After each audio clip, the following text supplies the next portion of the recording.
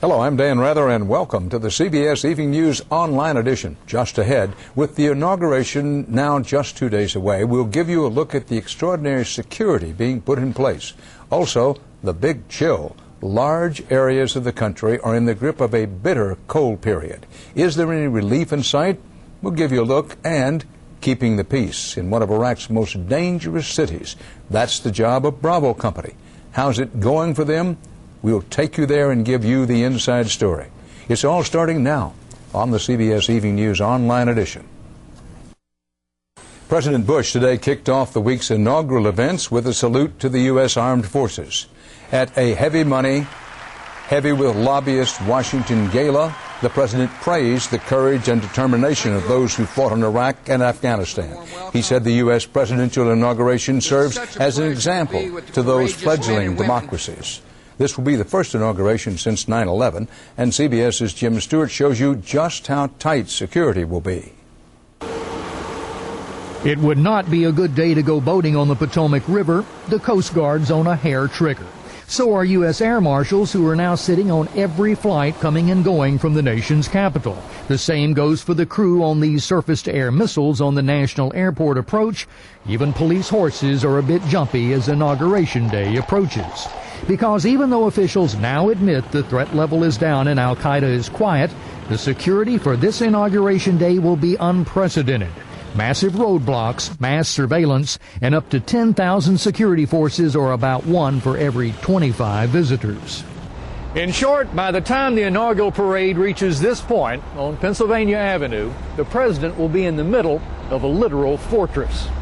A fortress pushing out from the parade route to enclose 100 square blocks of downtown Washington, where all vehicles will be barred and no person can walk without a thorough search.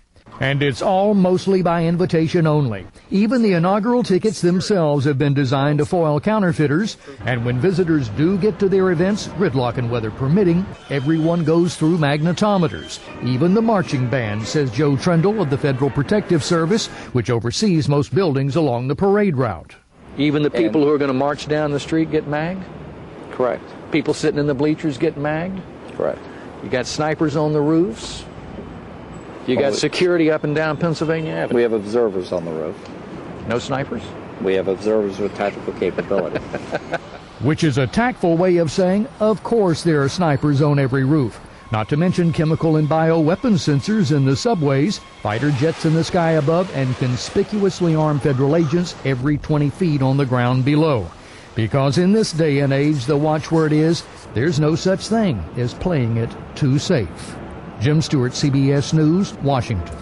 The weather forecast for the inauguration calls for snow showers and 40-degree temperatures. That's good news, considering how far south temperatures plunged today, not just in the south, but much of the eastern half of the country. CBS's Cynthia Bowers has the latest chatter on the biting, dangerous, and expensive cold.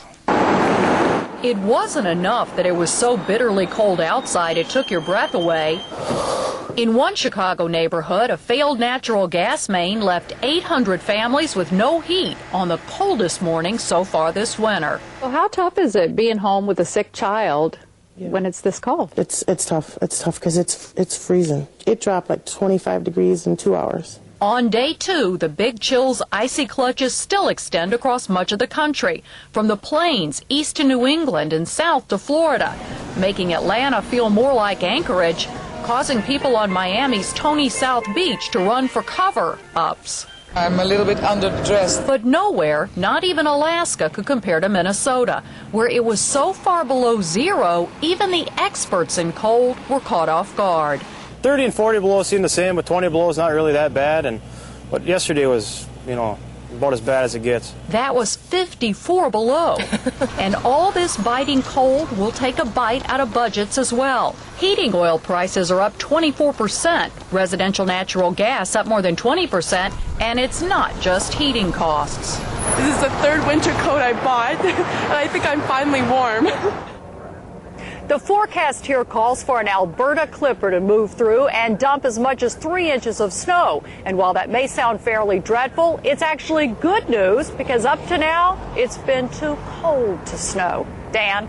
Cynthia Bowers reporting live from Chicago. Thanks. For many of the 150,000 American troops in Iraq, the mission is a day-to-day struggle just to keep the lid of sorts on things during this run-up to Election Day. That is certainly true for those in Samarra, a notorious killing ground 75 miles northwest of Baghdad. CBS's David Martin, on special assignment in Iraq, has the inside story. After what passes for a quiet night in Samarra, tracers and rocket-propelled grenades, an American patrol rolls out the gate of their heavily fortified compound and into the city of 200,000. Captain Ben Marlin's Bravo Company is one of the units that has retaken the city from insurgents, but not yet made it safe. My company alone, I have 120 personnel. I have approximately 45 Purple Hearts in my company right now. They go into a poor neighborhood where insurgents pay young men $50 to set out a roadside bomb. There's no telling if these young men are the same ones trying to kill them.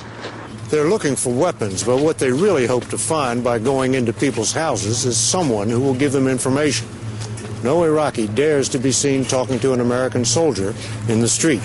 The soldiers bring toys for the children, but their parents can't be pleased to have armed men tromping through the house. Lieutenant Michael Murray can't count the number of times he's led his platoon down this street. Did you find anything? Absolutely nothing, sir. No weapons? No weapons. No information? No information. So does that make this a waste of time? It indicates to the locals that there is some form of security here and that the U.S. forces are trying to do something to better the neighborhoods. Bravo Company carries a big stick. It also carries soccer balls for the kids, who are the only ones not afraid to approach them. They're talking about putting in a soccer field here when suddenly a burst of gunfire, which turns out to be warning shots fired at a car that came too close. We've had several car bombs in just the past couple months, and so we're kind of wary of vehicles getting too close to our units. So we take warning shots, and if they keep on coming, then we'll shoot to kill. Carry a big stick, but also bring along several $100s in cash for rebuilding a school.